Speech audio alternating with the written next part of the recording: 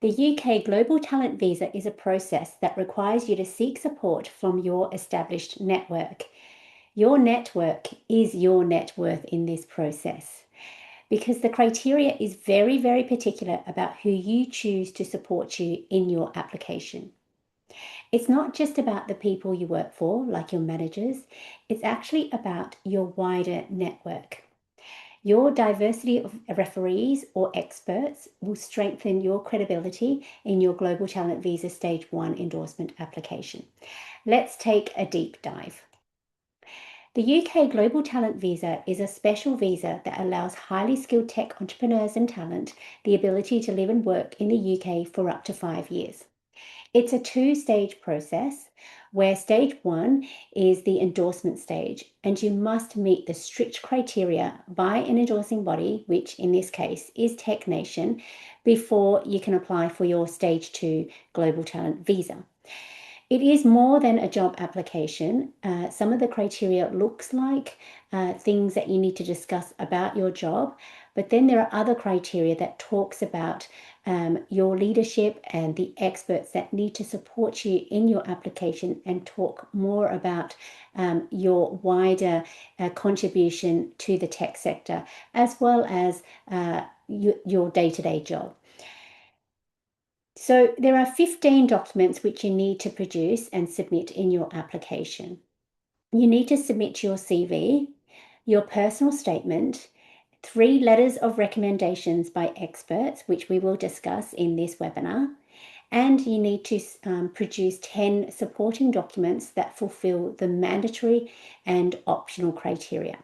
So today we're just going to talk about the 3 letters of recommendations by experts in your field that you need to submit in your application.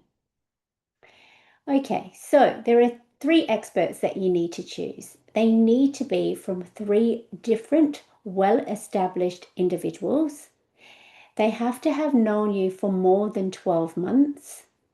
They need to specifically support your Global Talent Visa application, so they need to specifically say that in their letter.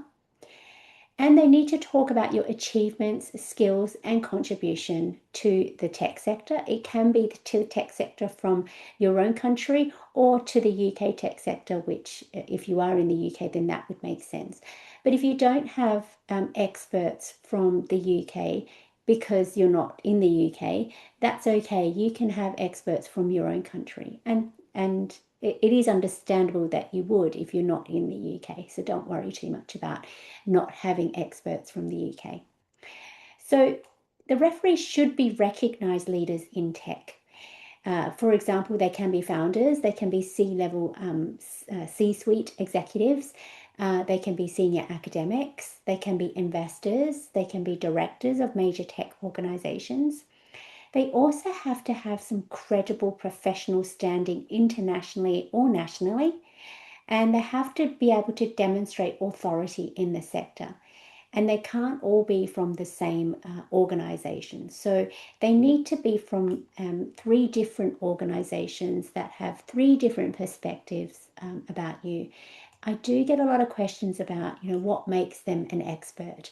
So the assessors will not only assess you, but they will assess your experts. So if you Google your experts and they are Googleable, they have a public profile and they speak at events and they write articles and they show their thought leadership in their field, then it's most likely that they are an expert in their field. They're not just someone that is a C-suite in their own company. They need to have some kind of visibility in the tech sector, not just a C-suite. That's what will help determine whether or not they're an expert. Okay, so you should really dig deep, go find out about your expert, see what they contribute to the tech sector, not just in their day-to-day job. They must have known you for more than 12 months as well. So each expert must know you for more than 12 months. They have to have direct knowledge of your work and be able to speak about your credibility, your achievements. And this is because it prevents some superficial endorsements. So they need to go into detail about why they think you are an exceptionally talented or emerging leader in the tech sector. A strong letter is from someone who has worked with you either directly or indirectly at your job or outside of your job. So this is where a lot of people really do struggle because they only know people from within their jobs. That means that if you only know people within your job, that means that you might need to look at potentially joining some organizations external to your job, maybe sitting on a committee, or be invited to speak at a number of events many times because you have to establish a relationship with this expert or this person. And they can be a supervisor or someone that you collaborated with over the years, and that they've seen some measurable impact of your work and observed your leadership in action. Again, not just within your day-to-day job, but outside of your day-to-day job. And your relationship with them must be genuine and explainable as well. Each letter must provide different examples of, what you've done in the last 5-7 years of your career, or, if you haven't known them for that long, within, say, 2 or 3 years, because you have to have known them for more than 12 months. All three letters shouldn't repeat the same story. So again, this is from three different people saying three different things about you in three different capacities in which you've worked with them or collaborated with them. And they have to highlight different aspects of your profile.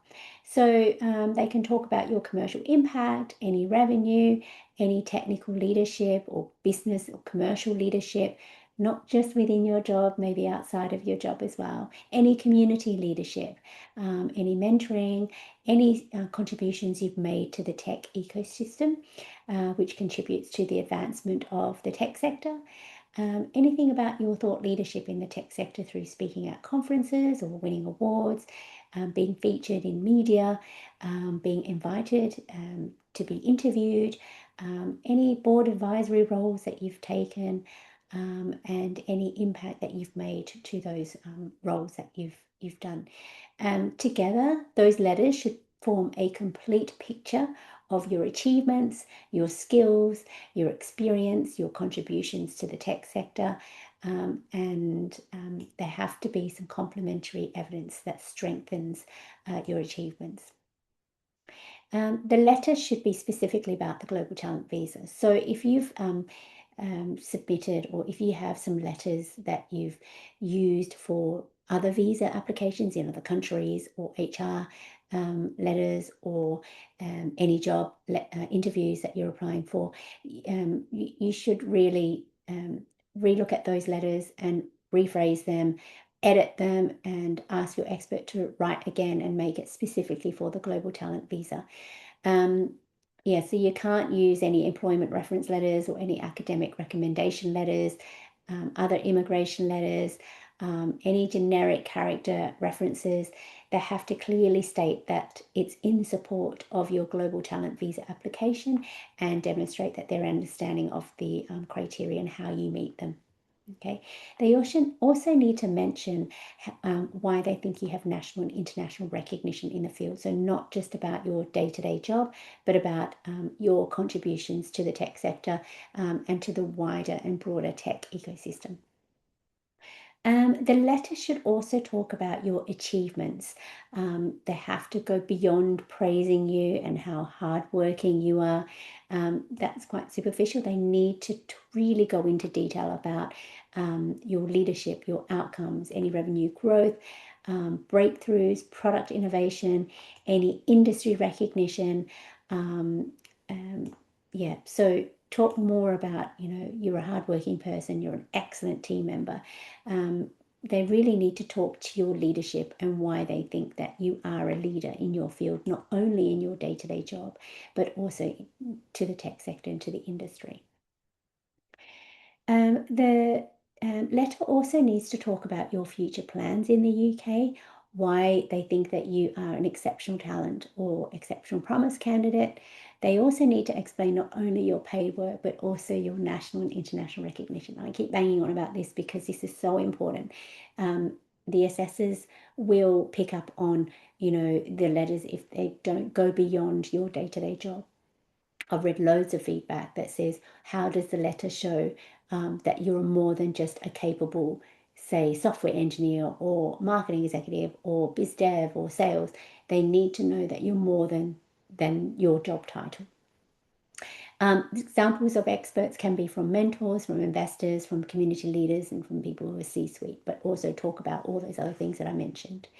So your expert should talk about what you intend to do in the UK, what type of organisations that you aim to collaborate with, whether you plan to found or scale a tech company, if you plan to do some research, or lead anything, any initiatives or organisations, and your commitment to the wider tech ecosystem. It demonstrates that you're serious, that you're not just going to work it out when you get to the UK, that you've actually thought about it before moving, and it signals that you're not just talented, that you're purpose-driven and you're forward-looking. And be specific as well. All three letters have to say that, so just be careful about the wording, and if you've spoken to your experts, they need to mention that in their experts, and you also have to mention it in your personal statement as well. So make sure that everything that you've said is consistent. The expert must also explain why they think that you are a leader, which means you're going for exceptional talent, or that you're an emerging leader, which means you're going under exceptional promise.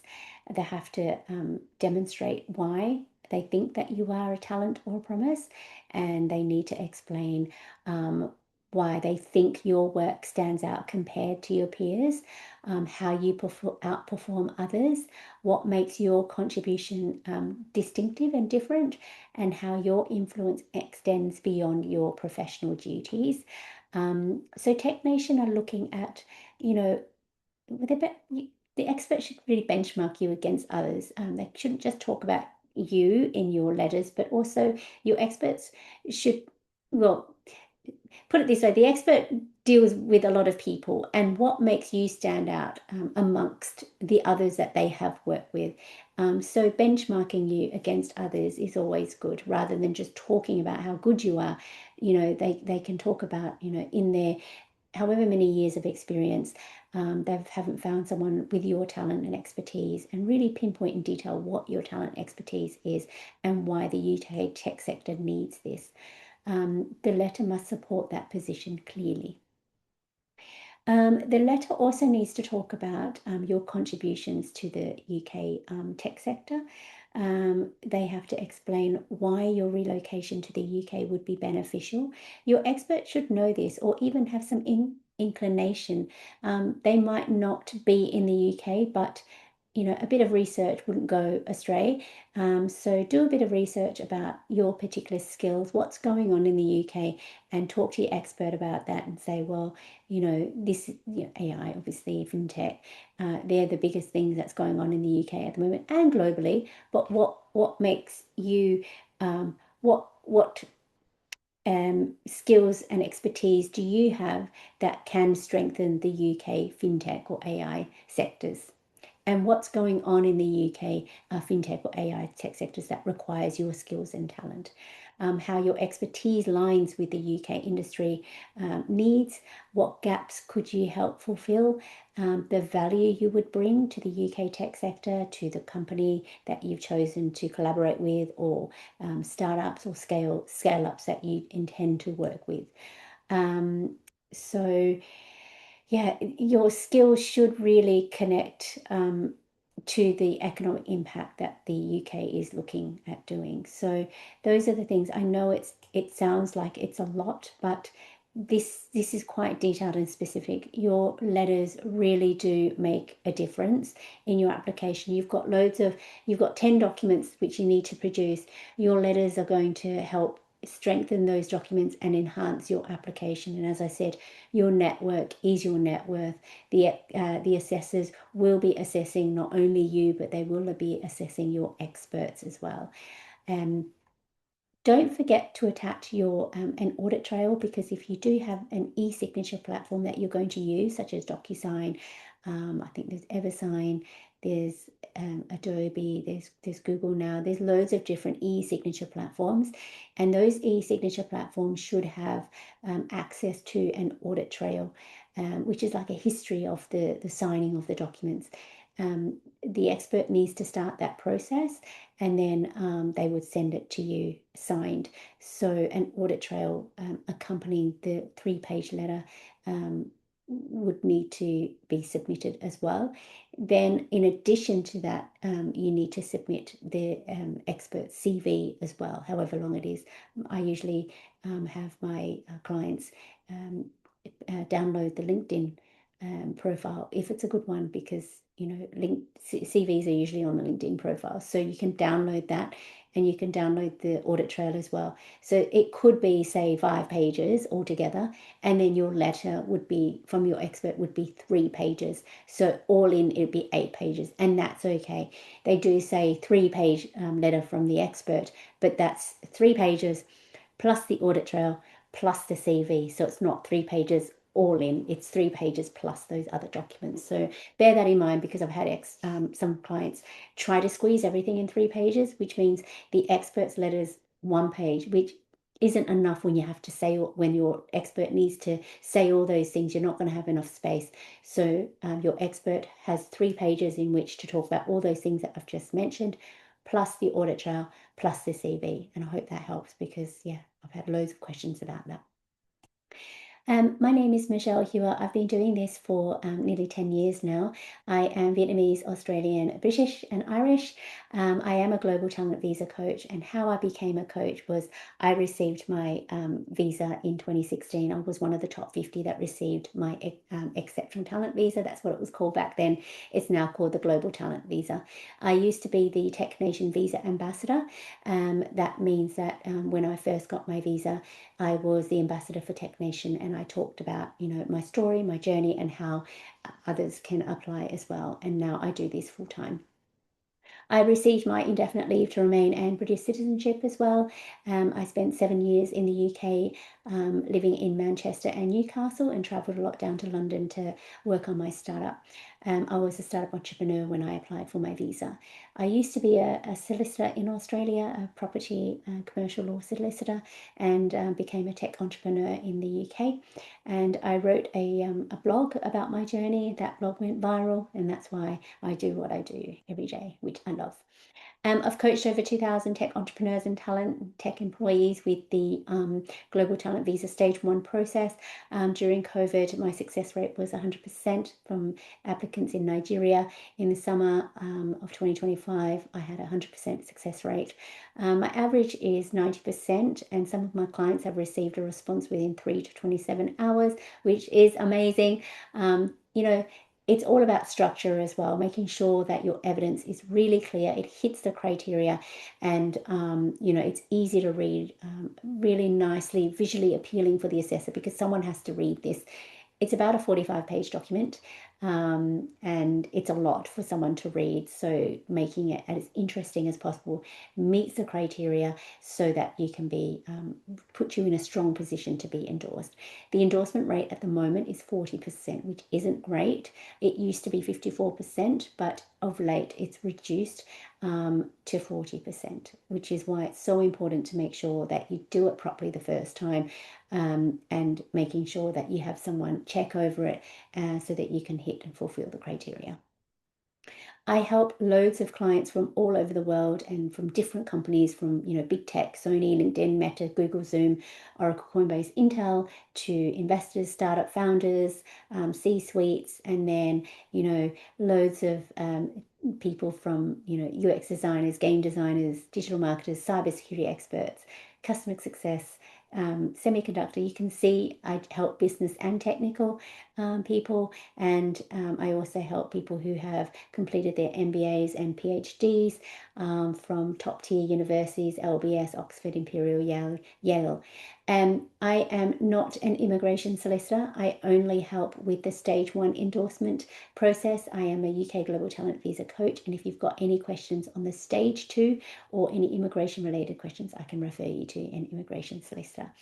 So that's it from me. I hope this has helped you learn a little bit more about the Global Talent Visa process, and also in particular your experts. Really hope that's helped, and have a look at my website. I've got loads more resources for you. If you have any questions, please email me and I can help you further. Bye for now.